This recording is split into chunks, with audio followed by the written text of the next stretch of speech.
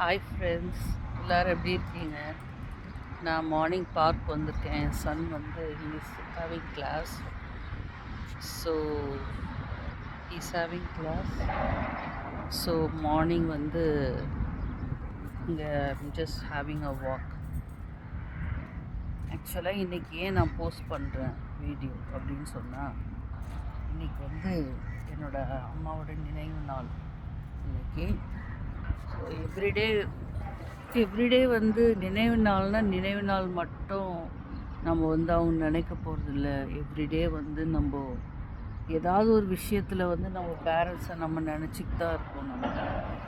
அவங்க நம்ம கூட இல்லைன்னாலும் நம்ம வந்து அவங்கள பற்றி நம்ம யோசிச்சுட்ருக்கோம். எல்லா விதத்துலேயும் சரி, ஏதோ ஒரு சமைக்கும் போதோ இல்லை ஏதாவது செய்யும்போதோ பேசும்போதோ கண்டிப்பாக வந்து நம்ம அவங்கள வந்து நம்ம நினச்சிக்கிட்டு தான் இருப்போம். நம்ம வந்து நம்மளை நேசித்தவங்கள வந்து நம்ம லைஃப்பில் மறக்கவே முடியாது. அதுவும் எங்கள் மம்மி வந்து நிறைய கஷ்டத்தில் வந்து எங்களை வளர்த்தாங்க. எங்கள் 4 பேரையும் பார்த்திங்கன்னா ஒரு பெரிய ஒரு ட்ரையல் தான் சொல்ல முடியும். அவங்க லைஃப்பில் எந்த ஹெல்ப்புமே கிடையாது. அவங்களுக்கு யாரோட ஹெல்ப்பும் கிடையாது. ஒரு தனி லேடியாக வந்து எங்களை 4 பேரையுமே ஒரு நல்ல நிலைமைக்கு வளர்த்தாங்க. ஒரு நல்ல பிள்ளைங்களா நாங்கள் வந்து ஃபஸ்ட்டு காட்ஸ் கிரேஸு, செகண்ட் வந்து மம்மியோட அந்த வளர்ப்பு முறை தான் சொல்ல முடியும். நாங்கள் எல்லாருமே அவங்ககிட்ட நிறைய லேர்ன் பண்ணிக்கிட்டோம். எல்லா விதத்துலேயுமே சரி. இப்போ வந்து நிறைய பேர் சொல்லுவாங்க, நீங்கள் எல்லாருமே நல்ல குணமாக இருக்கீங்க, நல்ல பீப்புளை வந்து நீங்கள் பீப்புள்கிட்ட எல்லாருக்கிட்டேயும் நல்ல ஒரு அன்பாத மாதிரி இருக்கீங்க அப்படின்னு சொல்லிட்டு எல்லாம் சொல்கிற அந்த ரீசன் பார்த்திங்கன்னா ஃபுல் அண்ட் ஃபுல் வந்து we are raised by a good parents அப்படி தான் சொல்ல முடியும். ஸ்பெஷலி என்னோடய அம்மா. ஸோ இன்றைக்கி வந்து அவங்களோட நினைவு நாள் அப்படின்றதுனால நான் இந்த வீடியோ கண்டிப்பாக போஸ்ட் பண்ணோம்.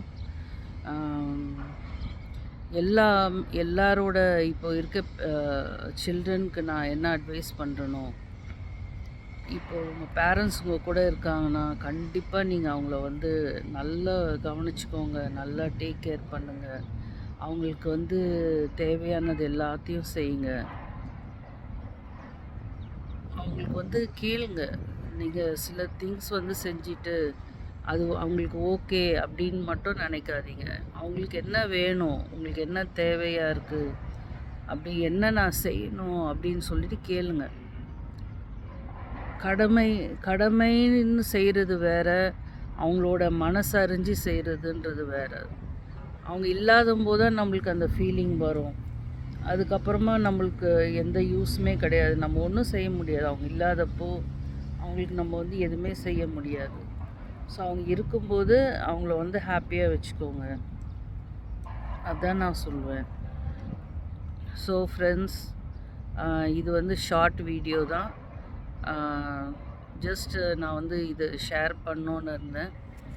Just be happy with your parents. Okay, உங்களோட லைஃப் பார்ட்னர் வந்து if they don't like your parents, அவங்களுக்கு வந்து மேபி உங்கள் பேரண்ட்ஸ் பிடிக்காமல் இருக்கலாம். மேபி ஹஸ்பண்டாக இருந்தாலும் சரி, உங்கள் ஒய்ஃபாக இருந்தாலும் சரி, உங்கள் பேரண்ட்ஸை பிடிக்காமல் இருக்கலாம். ஆனால் உங்களுக்கு வந்து உங்களோட கடமை இருக்குது. உங்களோட பேரண்ட்ஸ்க்கு நீங்கள் என்ன செய்யணும் அப்படின்றது உங்களோட கடமை. நீங்கள் செஞ்சு தான் ஆகணும். ஏன்னா அவங்க உங்களோட பேரண்ட்ஸ் அவங்க, சரிங்களா? அதனால் வந்து அவங்களுக்கு தேவையானது எல்லாமே நீங்கள் செய்யுங்க. ஹாப்பியாக இருங்க, ஹாப்பியாக வச்சுக்கோங்க. Okay friends, bye. Have a good day. Bye.